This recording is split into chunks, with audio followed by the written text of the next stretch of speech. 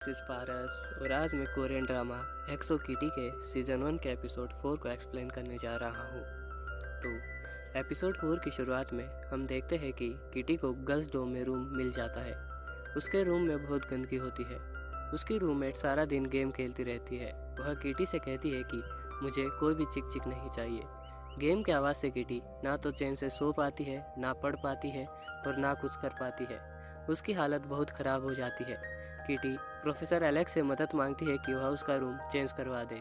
Professor Alex कहते हैं कि अब वह कुछ नहीं कर सकते हैं क्योंकि सारे रूम्स फुल हो चुके हैं। नेक्स्ट सीन में किटी और क्यू एक मूवी देख रहे होते हैं। किटी कहती है कि मुझे यह मूवी समझ नहीं आ रही है, तुम्हें यह मूवी किसी और के साथ देखनी चाहिए, जैसे कि फ्लोरेन। क्यू कहता है कि मैंने कईयों को डेट किया है पर फ्लोरेन जितना कोई पसंद नहीं आया। किटी क्यू को आइडिया देती है कि कल वह सबको इनवाइट करे मूवी देखने के लिए और फ्लोरियन को भी। फिर धीरे धीरे आगे बढ़ते जाना। क्यू कहता है जैसे तुम वो डे जिसके लिए तुम यहाँ तक आई। किटी कहती है हाँ, और अगर मैं यहाँ तक नहीं आती तो मुझे तुम जैसा दोस्त भी नहीं मिलता। लेकिन ये सब बातें मैं डे को नहीं बता सकती क्योंकि यूरी उसका पीछा कभी नहीं छोड़ती। क्यू कहता है कि एक जगह है जहाँ यूरी नहीं आती और वह है नेचर। यूरी को नेचर बिल्कुल भी पसंद नहीं है और डे आउटडोर क्लब का प्रेसिडेंट है। कल हम हाइकिंग पर जाएंगे और डे भी वहाँ होगा। तुम हमारे क्लब को ज्वाइन कर सकती हो। फिर मिन्हो डोम में आता है जो अपनी मोम से कॉल पर बात कर रहा होता है और वह बहुत सैड हो जाता है। फिर क्यू मिन्हो से कहता है कि कल हम हाइकिंग के बाद यहीं मिलेंगे। मिन्हो क्यू से पूछता है कि क्या डे भी हाइकिंग पर आ रहा है। क्यू कहता है हाँ। मिन्हो तब पूछता है कि और कौन आ रहा है। क्यू बोलता है कि किटी भी आ रही है। मिन्हो कहता है वह क्यों आ रही है। क्यू कहता है कि वह मेरी फ्रेंड है और वह आ सकती है। यह सुनने के बाद मिन्हो यूरी को कॉल करता है और उसे सब बता देता है। नेक्स्ट डे सब रेडी हो जाते हैं हाइकिंग पर जाने के लिए। डे वहाँ आता है और किटी को देख उससे पूछता है कि तुम यहाँ क्या कर रही हो।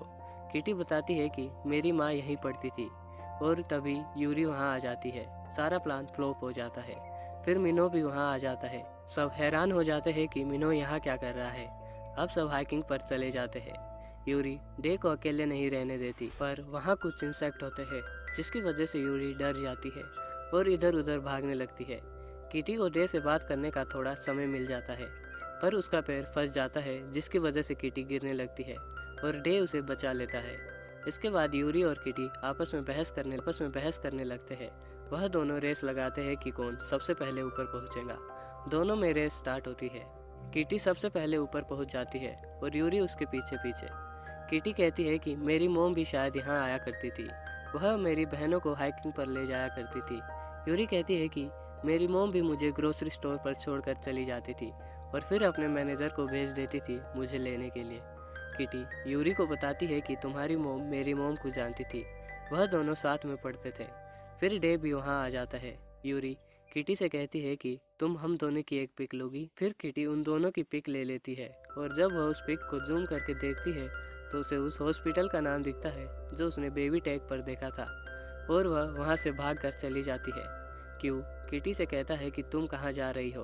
किटी क्यू से कहती है कि मैं तुम्हें आकर सब बताऊंगी। किटी हॉस्पिटल पहुँच जाती है। फिर वह रिसेप्शन पर जाती है।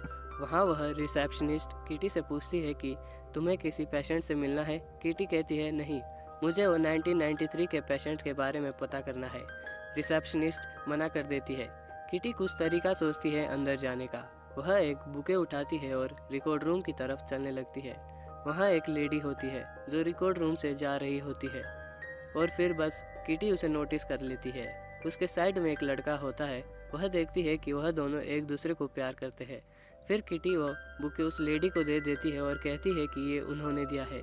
मौके का फ़ायदा उठा के किटी रिकॉर्ड रूम में घुस जाती है और रिकॉर्ड निकाल लेती है। यहाँ किटी को पता चलता है कि उसका एक भाई है जिसे ऑस्ट्रेलियन फैमिली ने अडॉप्ट कर लिया है। तभी वहाँ रिकॉर्ड रूम में एक डॉक्टर आ जाते हैं और किटी को पकड़ लेते हैं। किटी बचने के लिए कहती है कि मुझे बस एक कॉल करना है। नेक्स्ट सीन में क्यू फ्लोरियन के साथ मूवी देखने बैठा होता है। तभी मिन्हो वहाँ आता है और वह उन दोनों के साथ बैठ जाता है। वह क्यू का सारा प्लान फ्लॉप कर देता है। वह फ्लोरियन को बताता है कि इसमें मेरी मोम भी है। वहाँ सब कहते हैं कि तुम्हारी मोम एक्ट्रेस है। मिन्हो कहता है कि हाँ, मेरी मोम एक्ट्रेस है और इसके बाद मिन्हो पूरी मूवी का क्लाइमैक्स भी उन्हें बता देता है। फ्लोरियन कहता है कि अब तो इसने क्लाइमैक्स भी बता दिया है, तो पूरी स्टोरी पता लग गई है। फिर फ्लोरियन जाने लगता है और जाते जाते क्यू से कहता है कि नेक्स्ट टाइम हम साथ बैठेंगे।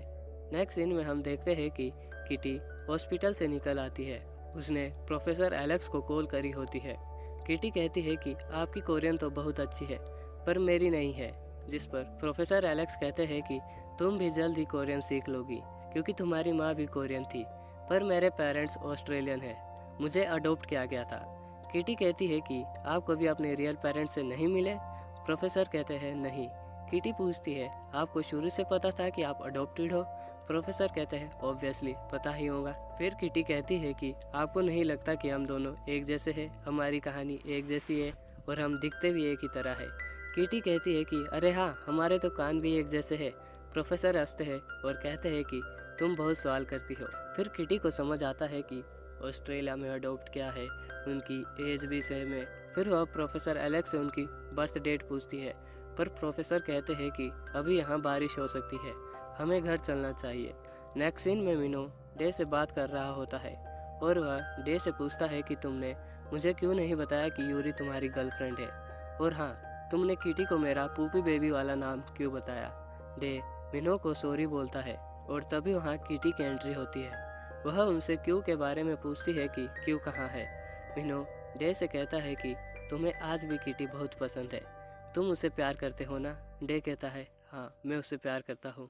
फिर मिनो डे को एक वीडियो दिखाता है जो आज उसे इंटरनेट पर मिला। रूम में किटी क्यू को बताती है कि उसे हॉस्पिटल में क्या मिला। किटी क्यू से कहती है कि मेरा एक भाई है जिसे ऑस्ट्रेलियन फैमिली ने अडॉप्ट किया है, प्रोफेसर ली की तरह।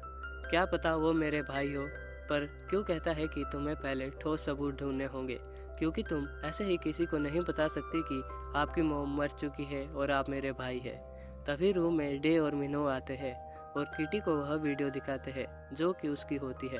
दरअसल किटी की रूममेट ने किटी की सोते हुए वीडियो रिकॉर्ड करके उसे इंटरनेट पर अपलोड कर दिया होता है। फिर डे किटी से कहता है कि अब तुम वहाँ नहीं रह सकती, तुम्हें कहीं और रहना होगा। किटी कहती है कि मैं कहीं और नहीं जा सकती क्योंकि सभी रूम्स फुल है। मिनो कहता है कि तुम होटल में रह सकती हो। किटी कहती है नहीं, बिल्कुल नहीं। तो क्यों उन्हें आइडिया देता है कि किटी हमारे साथ रह सकती है। मिनो कहता है कि क्या किटी डे के साथ रहेंगी? क्यों कहता है अरे मेरी बात सुन लो, हम रूम एक्सचेंज कर सकते हैं। मिनो और डे एक रूम में रहेंगे और मैं और किटी एक रूम में, जिस पर सभी सहमत हो जाते हैं। और यह एपिसोड यहीं ख़त्म होता है। अगर आपको एक्सप्लेनेशन पसंद आई हो तो इस वीडियो को लाइक और चैनल को सब्सक्राइब करना मत भूलें। तो मिलते हैं आपसे नेक्स्ट वीडियो में, तब तक के लिए